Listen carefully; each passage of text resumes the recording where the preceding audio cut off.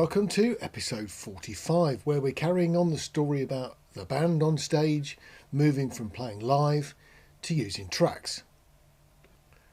We'd always prided ourselves on playing live, and we didn't really want to use tracks until Ian, our keyboard player, started to have problems with his hands. And he found it very, very difficult, and it was getting worse, to actually spread his fingers enough to play the chords that he needed to play. Some of the things he was actually playing, because he'd got different sounds layered all over the keyboard, meant he actually had, sometimes his arms were crossed, sometimes they were sort of playing normally, but that was getting more and more difficult. And we sort of thought, what can we do? So the cunning plan that we had would be that we could use tracks. Now, because we were sort of doing this live is best approach, what we figured we could do was take some of the recordings of our live shows and create the tracks that we needed to use from Ian's real playing live on stage. So he played this Korg M1. He loved the thing. And so we'd got lots of recordings of all the set in the machines. So we grabbed Ian's keyboard parts and built our tracks around those. So we got a bit of a sort of inroad into it. We didn't really have to go back and recreate new tracks. We actually got Ian's original ones, which was really nice. And some of the songs Ian could play live perfectly well. And on the ones when he had to do sort of gymnastics with his hands to do the various different button pressing and chord playing and things like that, we could use Ian's old keyboard part. It sort of seemed to solve the problem for us. So that's what we decided to have an experiment with. The band were very keen that whatever solution we had was going to be nice and easy to use, because if there's a mistake going to be made, it's probably going to be made by me, so it had to be something foolproof. So we had to think, what could we do? We could use QLab. I mean, lots of people use QLab, and I use QLab for theatre productions, but it revolves around a computer, and even with a backup computer, I've seen touring shows with QLab as their track source fail quite a few times, sometimes spectacularly failing. We didn't want to do that. We asked around and discovered another band were using a hardware solution. No computers in sight, a little 1U unit that you could put in a rack, and it had loads of outputs and nicely operated with either phones or iPads to actually make it work. Cymatic Audio make this thing. It's called a U-track, a U-track 24. It's a 1U device. On the back of it you have some multi-pin connections which will get the audio out of the device into your mixer. In our case, we just bunged it in our rack. So our stage rack had got one of these inside it, and we used to run it off a small hard drive. It will operate off sticks and all sorts of things. For security, we had a USB stick hanging down, tied into the rack, which we could use in emergencies. But we actually ran the show off a small hard drive unit that was plugged permanently into the front. And it worked pretty impressively. We discovered that the simplest thing to do would be to give the drummer the actual remote control. He could press play at the appropriate moments. He could actually do all the things. If we needed to miss a track, he could actually skip it and go on. We did try to have numerous pads in control. That was a bit of a failure, really. The idea being that we thought, well, you know, the drummer can cue up one track, but then someone else could do another one if the drummer was busy doing something else. And we discovered that there were basically too many people with a go button. So we changed the system a little bit and let Dacre, the drummer, look after starting and stopping.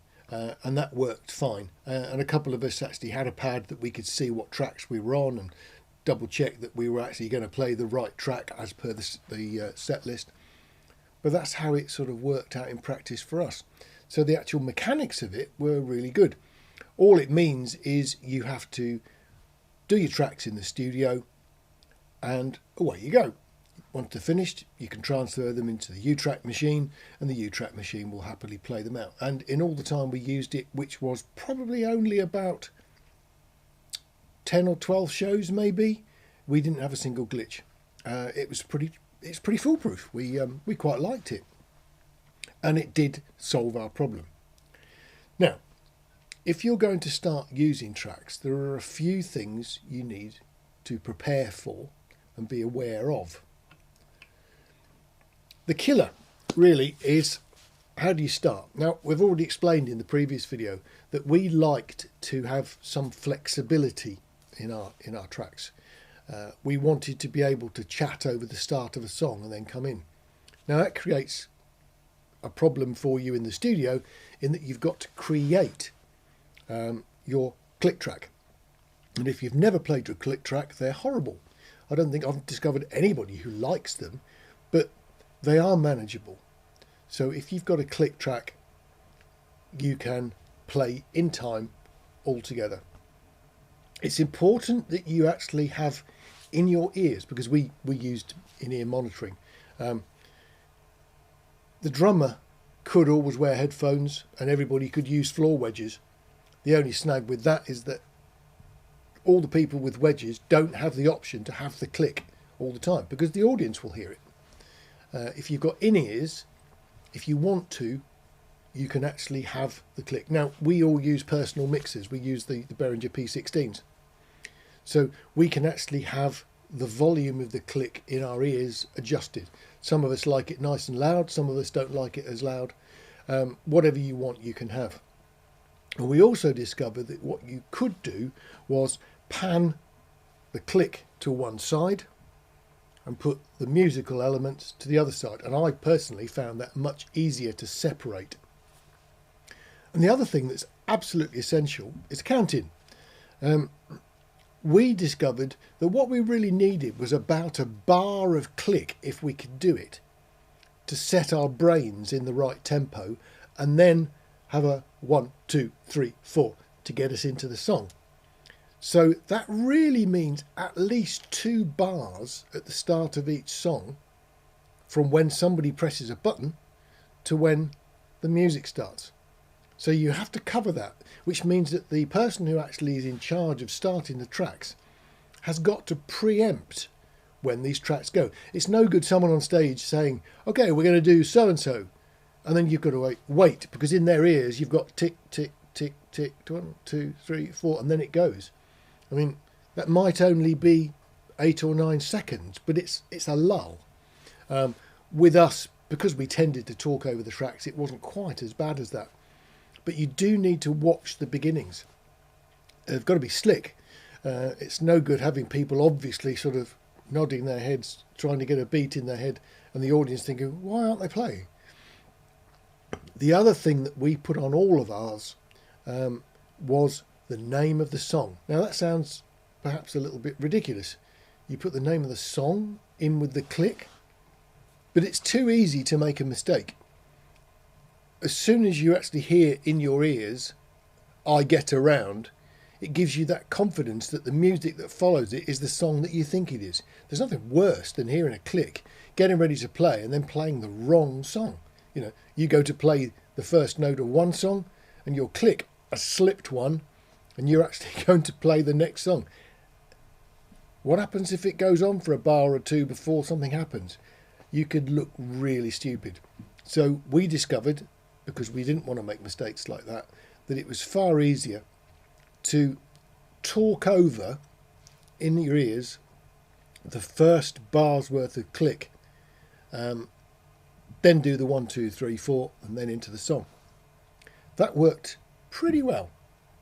The other thing you have to do is, in our case, because of lots of medleys, is indicate when things are going to change. Now, what I mean by that, we've done it for things like unexpected key changes, where you're playing and playing and playing and playing and playing, and you might be playing a sort of loop of a song. Maybe on the second time through, it suddenly changes key.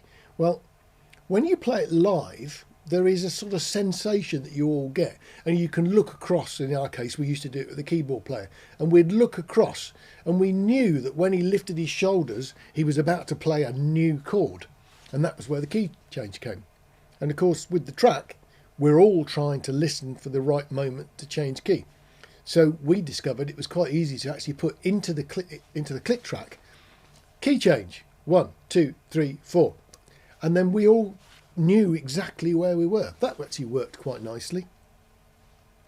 So things like that are quite important. In a couple of songs where there was a big tempo change at a certain point, we'd actually put a warning in the click track about the impending tempo change. So there'd be a voice going tempo 2 3 4. So we'd actually get into that.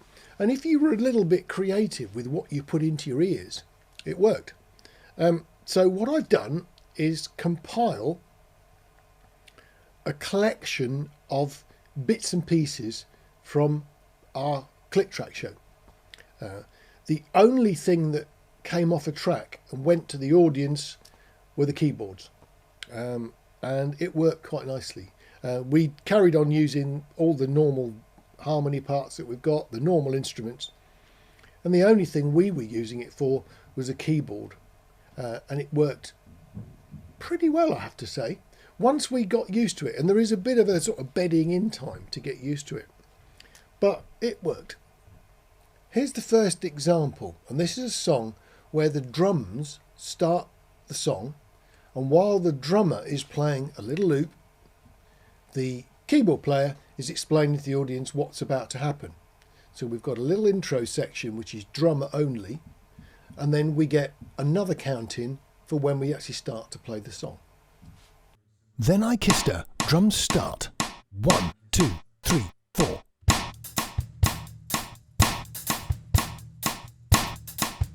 Bam, 1 2 3 4.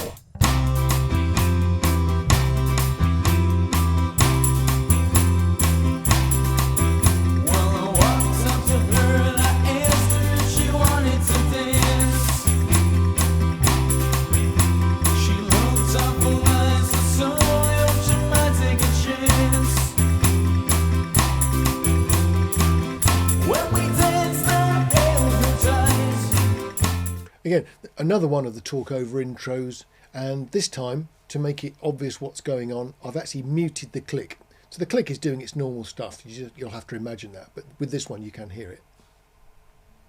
Okay, let's take you back to 1962 when the Beach Boys were singing about the craze of the day, which was surfing. Long surf medley. 1 2 1 2 3 4. Surfing is the only life for me now. Surf, surf with me. Woke up this morning to surfing. I was drinking at the surfing, surfing. But when the beat tells me surfing is fine, that's when I know my baby I will have a good time. We're going surfing, surfing, surfing, surfing, surfing, surfing. The Beach Boys were well known for doing songs about surfing, girls and cars. This is a car medley, a number of songs all about cars, all put together, and it starts with a sound effect. So again, you'll hear how the click track deals with a sound effect that starts off the track. Car medley.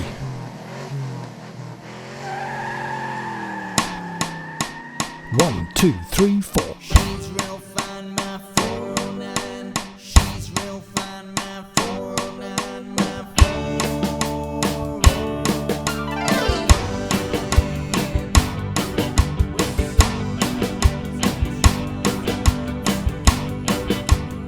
We spoke about key changes. This is a little further into the same medley where we actually get the key change come along.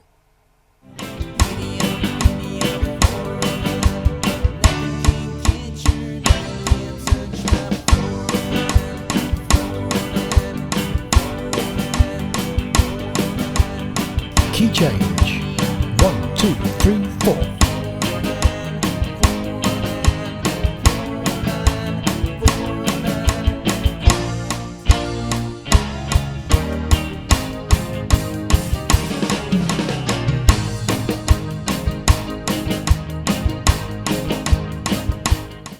This one is more because the tempo changes at this particular point. So have a listen how we deal with a simple tempo change.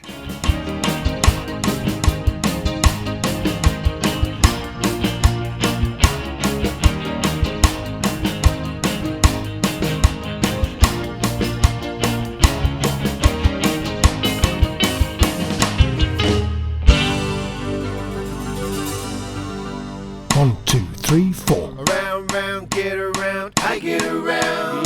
Get around, round, round, I get around.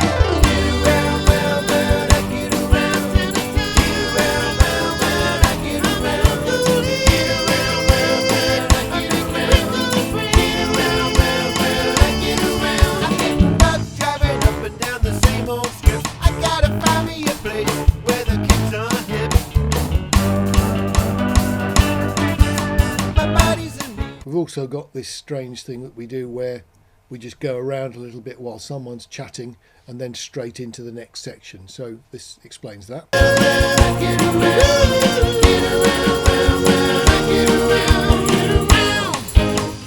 One, two, three, four.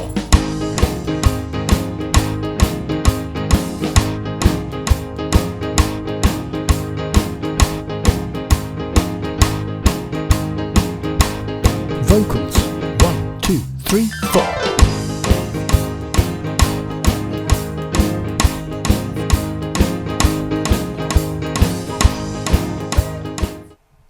And then a problem ending. One of the things with the endings to these type of old sort of 60s rock and roll sort of songs is that they come to a bit of a halt, do a bit of a flashy ending, and then there's like a full stop, boom, on the end. Now, we discovered as well that as soon as you look at those parts of songs, the tempo goes completely out of the window, because you get to the end of the song, it's driving along nicely, and then we come to the ending and the tempo sort of goes out the window, really. The drummer controls the da-da-da-da-da-da-da-da, and that final downbeat. We attempted to do it with slowing a click down, but realistically you then try and follow the click rather than follow the drummer. So we decided on all those type of songs that what we'd do would be to just stop the cue track and we would just finish the song ourselves. And in this particular case you'll see one of the snags, because obviously with the keyboard on a track, the last downbeat on the keyboard is quite difficult to predict, and we didn't really come up with a workable solution for this one. We got better every time, but this particular medley that finished on that downbeat, that was a keyboard downbeat, was a little bit tricky for us, and we always got close. And this particular one that I've used for this example isn't as close as it should be, but you'll get the idea of how it can go wrong.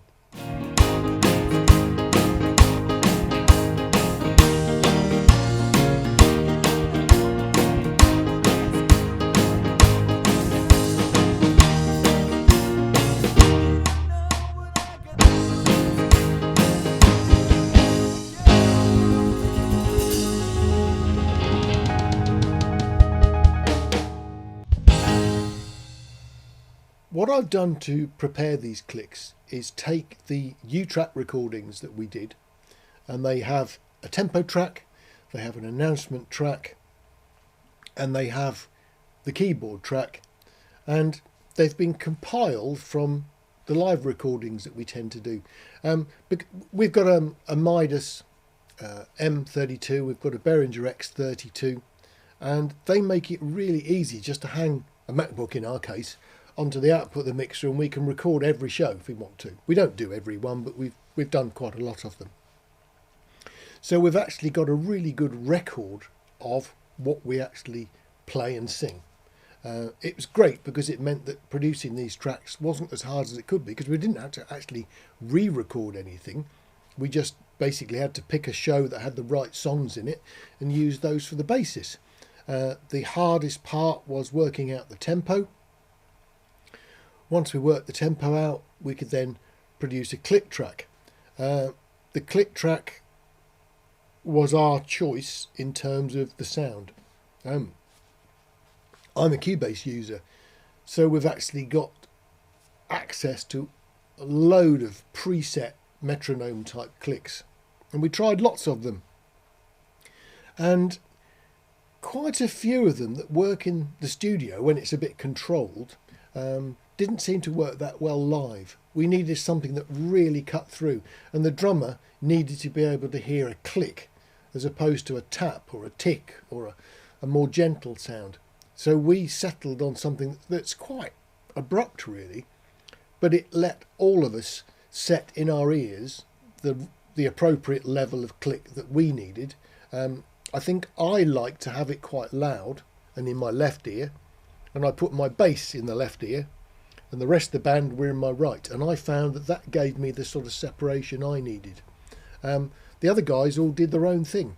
They had very different things in their ears, but the crucial thing was we could all hear the click and we could all play. And we did quite a few gigs with this system. We kept tweaking it and altering things and improving them. The general problem that we had was losing track of where we were, hence why we started to put more and more comments into the click track just to keep us in gear. The worst one for us, without any shadow of doubt, for me personally, were our medleys, where we'd have perhaps a 3-song medley or a 5-song medley, and a couple of times I didn't spot that it said surf medley long, which meant probably 5 songs, or surf medley short. And so I'm merrily playing away, and a song that I'm expecting to play doesn't happen. And it really throws you, because when you've got in-ears, you're in a little bit of a bubble anyway. And when you've got in-ears and a click, it's extremely annoying to suddenly realise that the thing's changed and you didn't notice. You do have to pay attention. You really do. It's very easy to queue up the wrong one. We'd often say, perhaps during the interval, let's do the long one. We'll do the long one. And then for some reason, we'd overrun. Maybe there was a bit too much chat. And we'd, at very short notice, go to the short one. And we had to try and make sure that everybody was really on the ball. And actually having a thing in your ear that went surf medley short is a really good nudge. So that's how we did it. Sadly, it all came to an end. And when COVID hit the band, we never got going again. So it all fizzled out and sadly didn't have a particularly happy ending for us. But the system worked, and I'd recommend it to other people if you want to. Keep music live was always our theme. We wanted to do it. We were forced into using tracks. We just didn't have an option, and it actually worked for us. So we got going, we got the kit, and now, sadly, we're not using it for very much. If you need to use tracks, then this system will work, and I reckon it is better than using something like QLab. QLab can, of course, handle all those weird things that I mentioned in the previous video. So if you want to have a little vamp that circles round 8 bars while you're doing something else, and then you want to move off into the next section, and then you want to perhaps have another section that goes, maybe if you want to have an extra chorus that you can drop in on a whim, QLab will let you do it. Our hardware solution, the U-track 24, is not the sort of thing you'd want to use to change things midstream. It's just not the thing it's designed to do. It's designed to be a rock solid, absolutely reliable piece of kit, which it is. It never let us down. As I said, QLab is a great product, but so many people run 2 MacBooks and a hot switch over to cope with the fact that something has gone wrong. I don't think it's QLab. I think it's just the fact that relying on computers can be not quite so reliable. All the shows I do in theatres now, we always run 2 parallel QLab systems. And if something weird happens, we can switch from one to the other. So we've always got a backup. We never had a backup for our U-track device. It just worked. Nice piece of kit. I can't find anything about it I didn't like. It really does do the job. They're not cheap things. The cables are not cheap, and you have to do quite a lot of transferring from your DAW back in your studio. into the U-track format, which then goes on a hard drive and the system then reads from there. You don't just load the U-track system with a load of WAV files and away you go. You actually need to format them into the style that the machine can cope with. I mean, obviously it handles up to 24 tracks in or out, so you can use it for multiple purposes. You can record onto it, you can play back from it. It's a very versatile piece of kit, but it uses its own variety of file format to make it that reliable. So it does need a bit of pre-planning. But the iPads and the phone control works pretty well. Very handy on stage to see what's going on, but just don't let multiple people have control of the go button. So there we go. That's episode 45. How our band went from playing totally live to playing nearly live. It solved the problem, and I don't think anybody ever noticed. See you on the next one. Look after yourselves. Take care.